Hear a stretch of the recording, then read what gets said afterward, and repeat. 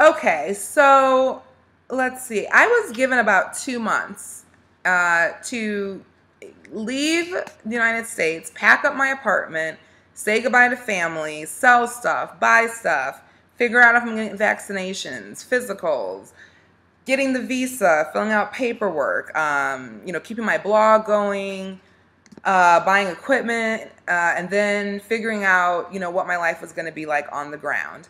So one thing in the conversation is with my contact SKB. I just said, okay, two things are important to me. Number one, my living situation. He said that he would set me up with an apartment for 1 month, and then if after the 1 month I still wanted to move, then, I could be in contact with his property manager who had like 10 properties, right in the same building or the same area. Or if I wanted to stay, then, I get a stipend towards my rent, and then I would just pick up, whatever the balance was on the rent. And I mean, it's very inexpensive, to live in Southeast Asia, especially on the US dollar or the euro, for sure, those two currencies. So I was like, okay, At first, he had me staying at a house in Pondok Indah, which is South Jakarta, and it's known as like the Beverly Hills of Jakarta. I looked it up online. There's a lot of expats, a lot of celebrities that live there. And he said I was going to be sharing a house with a woman who owned a restaurant and that she worked every day to about 1 a.m. So, part of me was like, oh, word, definitely be great to stay in like a beautiful home. There are definitely beautiful homes here, on the level of the U.S. and mansions and everything else. And I thought it was going to be, maybe interesting too to share a house with a fellow Indonesian, because I could practice my, Indonesian and speaking and, just interacting with a local person.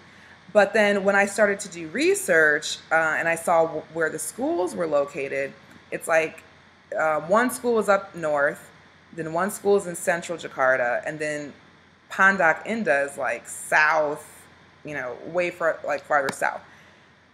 The traffic in Indonesia, well, in Jakarta, is like, LAX or just, LA traffic rush hour, times 10. Because they don't have, the same infrastructure and public transportation as we do, in the United States or, other places.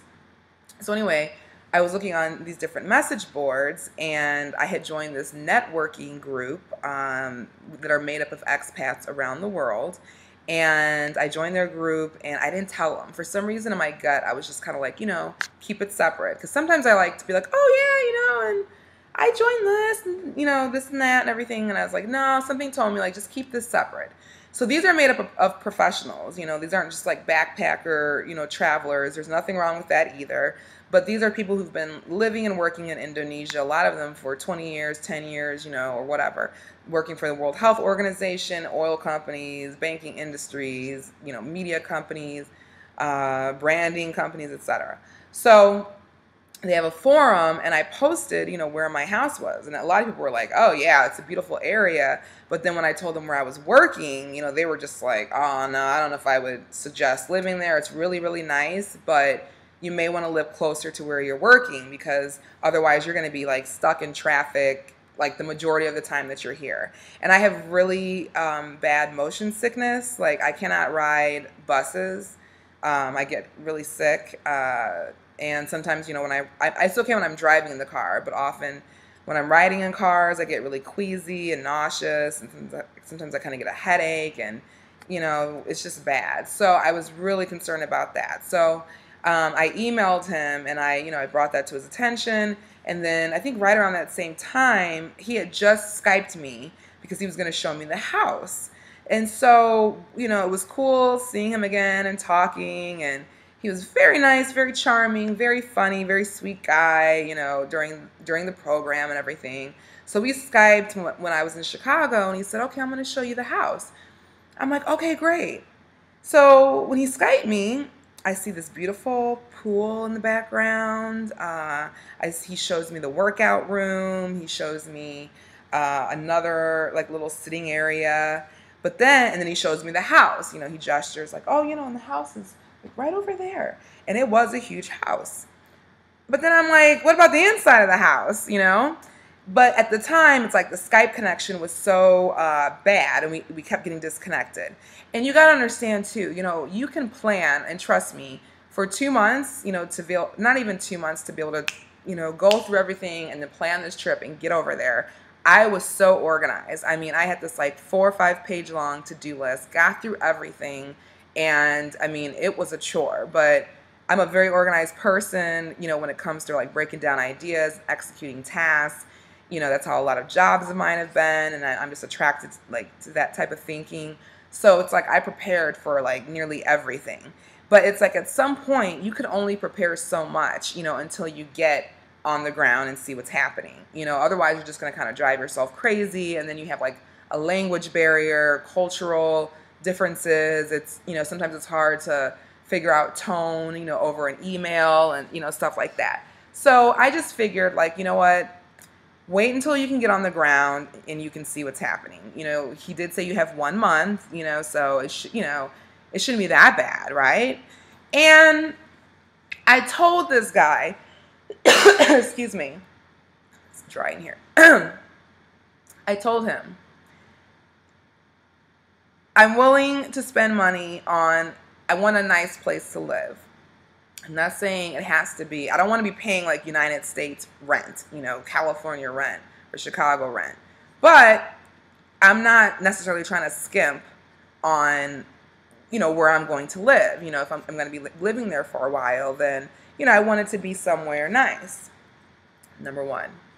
Number two, I said I need internet access in my home because, you know, I blog and, you know, do all these other things. Number three, I said food, you know, produce, good produce is very important to me too. You know, I'm coming from Northern California. I've been working the last 2 years to like eat very clean, healthy, sustainable. You know, I'm not asking for, you know, organic Marin County produce over here in Indonesia. But, you know, I want to know where the best grocery stores that have the freshest veggies and fruits. And I'm willing to pay for that and everything. So those are like my only major requests, you know, and air condition, obviously, which he was like, it's a given. But those are my main requests. So then he told me, I said, well, how much, you know, I mean, I know you know, obviously need to bring money here, but like, you know, what money will I need to pay like immediately on the ground, you know, with this apartment and everything. And he's like, oh, no, you know, you won't need any money, you know, if you do just a little. You know, I was like, okay, you know, sounds good, very good. I ran this by the job placement people at the company where I was certified. You know, I talked to other people. You know, it wasn't like I just went in all willy-nilly on this. You know, I talked to people who've had experience, you know, traveling overseas and everything. And, you know, they did have like some pointers and things to look out for and things to ask and stuff like that.